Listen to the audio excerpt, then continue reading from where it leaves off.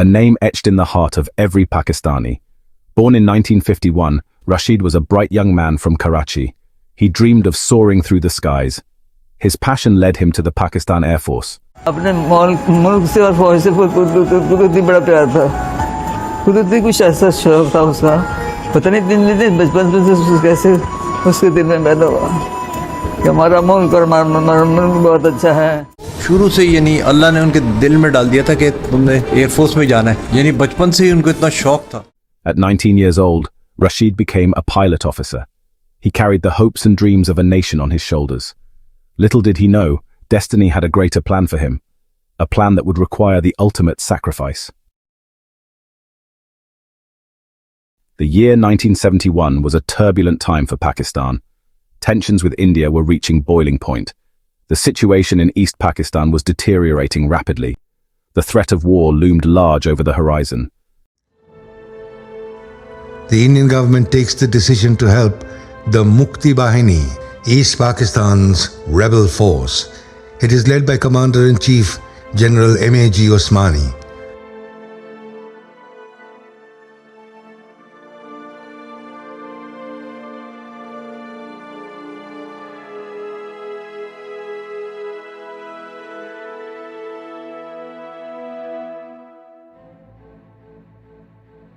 Chief of the Army Staff Sam Manekshaw places Major General J.F.R. Jacob, Chief of Staff of the Indian Army's Eastern Command, in direct charge of the operation of training the Mukti Bahini. The first task is to start organizing camps in the border areas. 8,000 trainees are to be expanded to 20,000.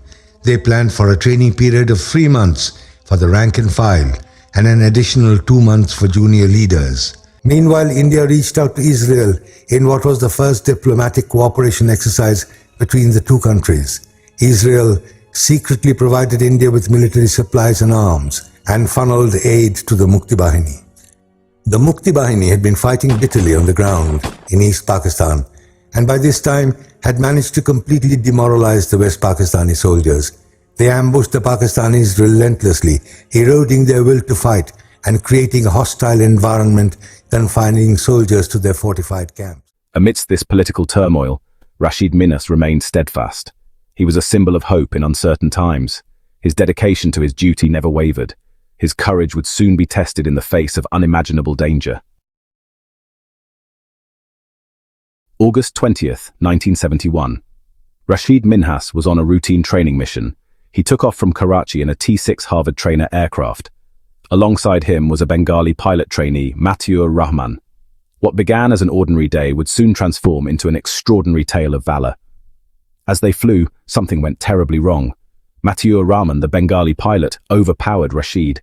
He seized control of the aircraft. Rahman's intentions were clear. He intended to defect to India with the plane. Section 4. Courage Under Fire. Rashid Minhas found himself in a perilous situation. He was outnumbered, facing a dire threat that could change the course of history. His aircraft was being hijacked by a fellow officer, Matiur Rahman, who intended to defect to India. His country was at stake and the consequences of failure were unimaginable. But fear had no place in Rashid's heart. He was driven by a sense of duty and patriotism. He knew he had to act, and act fast. Time was running out and every second counted. He tried to reason with Rahman, hoping to appeal to his sense of loyalty and honor. He pleaded with him to reconsider, to think about the consequences of his actions, but Rahman remained resolute, unwavering in his decision. Rashid realized that the fate of his nation, the honor of his uniform, and the lives of countless people rested on his shoulders. He had to make an impossible choice, a choice that would define his legacy and the future of his country. Section 5. The Ultimate Sacrifice. With only minutes to spare, Rashid Minhas made a decision that would forever immortalize him in the annals of bravery. He was a young pilot, just 20 years old, facing an unimaginable situation.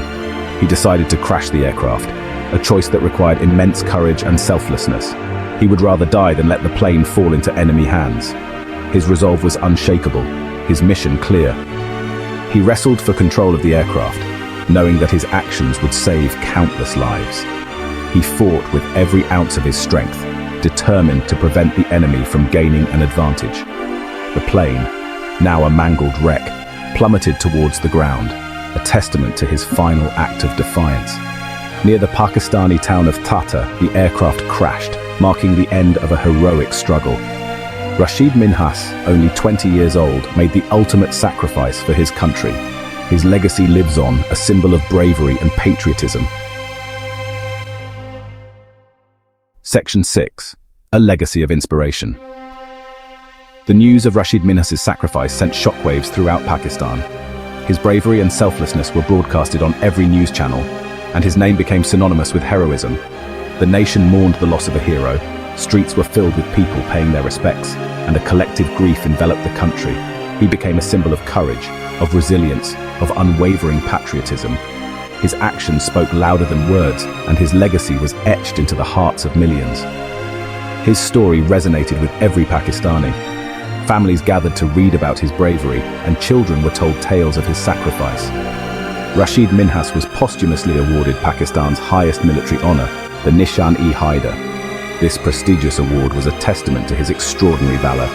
His story continues to inspire generations of Pakistanis. In classrooms, his name is mentioned with reverence, and his deeds are part of the curriculum. He reminds us that courage is not the absence of fear, but the determination to face it head-on, but the triumph over it. His legacy teaches us that true bravery is about overcoming our deepest fears. He is a beacon of hope, a guiding light for those who seek inspiration in times of adversity, reminding us that even in the darkest of times, when hope seems lost, his story shines brightly. A single spark of courage can illuminate the path to freedom. Rashid Minhas's legacy is a testament to the power of one individual's bravery to inspire a nation. Because our life is but a short span, so why not to our country give the life which we so easily can, so that generations to come will remember us as great ones. शहीद हुए थे तो उनका जज्दे खाकी जब ले जाया जा रहा था दफनाने के लिए, हमारी वालदा ने बोला कि ये इसने जहाज़ ज़ाया नहीं किया होगा, मकसद के लिए यूज़ किया होगा जहाज़। यानी कि अम्मी को इतना एतमाद था अपने बेटे में कि इसने कुछ ना कुछ कर दिया था, हालांकि उस वक्त कुछ पता नहीं था कि इनने क्या किया है, और यही हुआ कि उसने अपनी जान दे दी लेकिन जहाज़ को जाने नहीं दिया इंडिया। अपने मुल्क से मोहब्बत करो और वफादार रहो, अपने मुल्क के वफादार रहो।